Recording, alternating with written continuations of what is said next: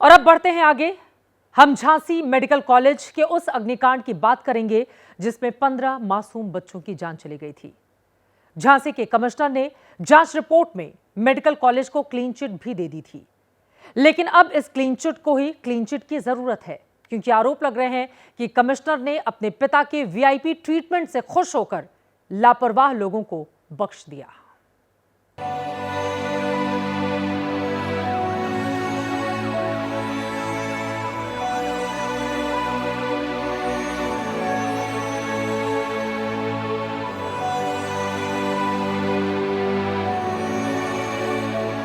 15 नवंबर की ये तस्वीरें देखकर पूरा देश दुखी हो गया। झांसी में महारानी लक्ष्मीबाई मेडिकल कॉलेज के एनआईसीयू में आग से 10 नवजात शिशुओं की उसी रात मौत हो गई थी। 5 बच्चों ने बाद में दम तोड़ दिया। यूपी सरकार ने झांसी के कमिश्नर को जांच सौंपी।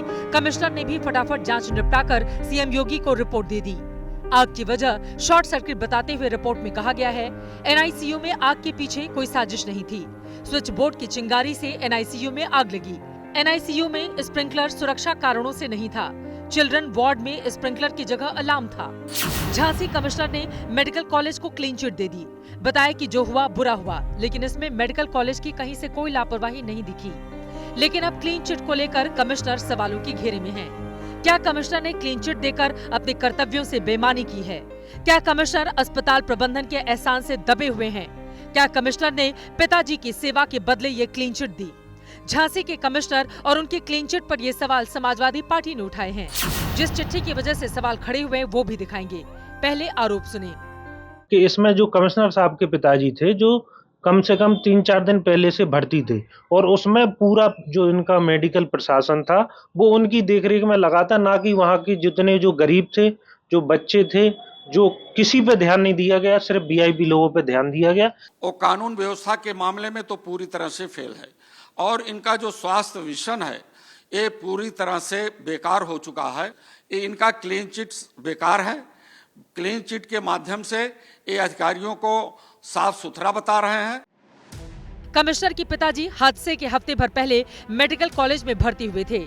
आरोप है कि मेडिकल कॉलेज ने उन्हें वीआईपी ट्रीटमेंट देने में सारे डॉक्टर सेवा में लगा दिए थे। इसकी पुष्टि के लिए 12 नवंबर की वो चिट्ठी जो मेडिकल कॉलेज के प्रिंसिपल ने जारी की थी, इसमें कमिश्नर के पिताजी के लिए बनाई गई कमेटी की पूरी डिटेल थी। इसमें 5 डॉक्टरों और 3 स्टाफ मेंबर के नाम थे। ये स्पेशल ड्यूटी तब लगाई गई जब मेडिकल कॉलेज में पहले से डॉक्टरों की किल्लत है। डॉक्टरों के 36% और स्टाफ के 79% पद लंबे वक्त से खाली पड़े हैं। लेकिन चिट्ठी जारी करने वाले प्रिंसिपल का कहना है कि ना तो वो कोई वीआईपी ट्रीटमेंट था और ना ही व्यक्तिगत सेवा थी। और जो घटना घटी है पीडियाट्रिक विभाग में घटी है, तो पीडियाट्रिक के डॉक्टर तो किसी एडल्ट का ट्रीटमेंट नहीं कर सकते हैं, तो उन डॉक्टरों का इस बीमारी से कोई संबंध नहीं। पीडियाट्रिक के विभाग के मेडिसिन विभाग के सारे डॉक्टर्स अलग हैं, तो मतलब ऐसा नहीं कि उसकी वजह से ऐसा हुआ। और ये घटना जब उनकी छुट्टी हो चुकी थी उसके 2 दिन बाद घटना घटी है। सवाल ये भी उठाए जा रहे हैं कि जिस कमिश्नर ने पिताजी के लिए वीआईपी ट्रीटमेंट लिया, उसी कमिश्नर को अस्पताल में हादसे की जांच सौंपना कहां तक जायज है? मैंने कहा कि पूरा विषय माननीय मुख्यमंत्री जी के ध्यान में है, और बच्चों का कोई विषय हो तो हमारे माननीय मुख्यमंत्री जी कितने संवेदनशील है, ये किसी से छुपा नहीं। देखिए, अब कमिश्नर साहब ने जांच की है, उनके संज्ञान में जो बात आई होगी वो उन्होंने क्या दिया होगा। अब उस जांच से अगर जो संतुष्ट न हो, दूसरी जांच कराना चाहे तो दूसरी जांच भी हो जाएगी। यूपी सरकार के मंत्रियों को दूसरी जांच में दिक्कत नहीं।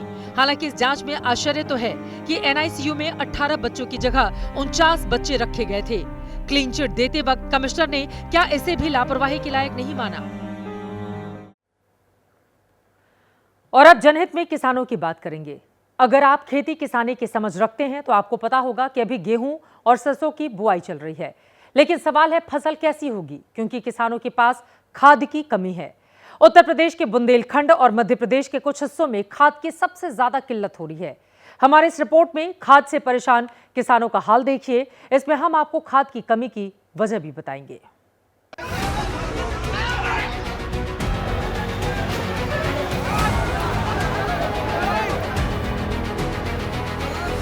खाद के लिए मारामारी की,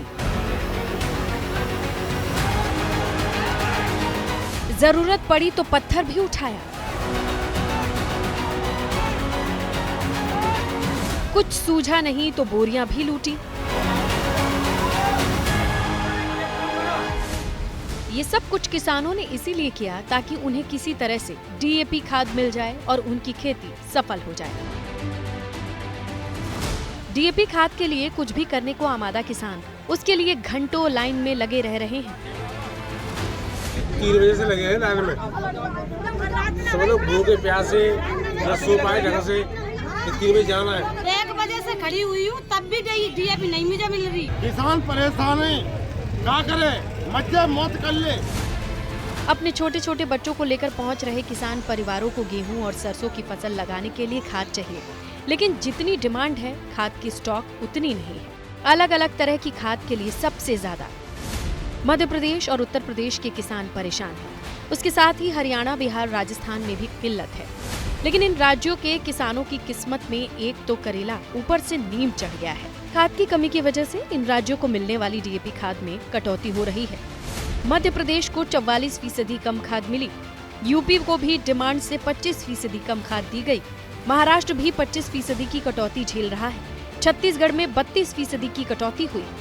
जो रसिया और यूक्रेन बार है उसमें कई सारे जो रॉ मटेरियल हमारे यहाँ पर्टिकुलरली जो डीएपी बनाने के लिए जो फास्फोरिक एसिड की ज़रूरत पड़ती है वो इंपोर्ट हम लोग करते हैं, वो आयात करते हैं और वो आयात होने में काफ़ी दिक्कतें हो रही हैं। सरकारों की माने तो डीएपी खाद की किल्लत की वजह इंटरनेशनल है। इस साल खाद का आयात पिछले सालों की तुलना में काफी कम हुआ है। सरकार ने कहा है कि लाल सागर संकट की वजह से डीएपी खाद का आयात कम हुआ है। लाल सागर के जिस रूट से डीएपी खाद आती थी वहां हूती विद्रोहियों का आतंक बढ़ गया है, जिसकी वजह से उर्वरक जहाजों को केप ऑफ गुड होप के रास्ते से 6500 किलोमीटर की यात्रा अधिक करनी पड़ी। खाद की आपदा को कुछ लोगों ने अवसर में बदला है।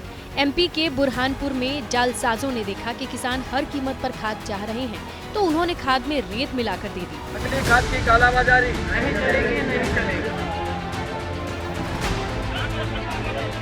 सारी सरकारें दावा कर रही हैं कि उनके राज्य में किसान खुशहाल हैं, उन्हें खाद, यूरिया सब कुछ मिल रहा है, फसलों के दाम भी अच्छे मिल रहे हैं। लेकिन ये तस्वीरें सरकारों के खोखले दावों की पोल खोल रही हैं।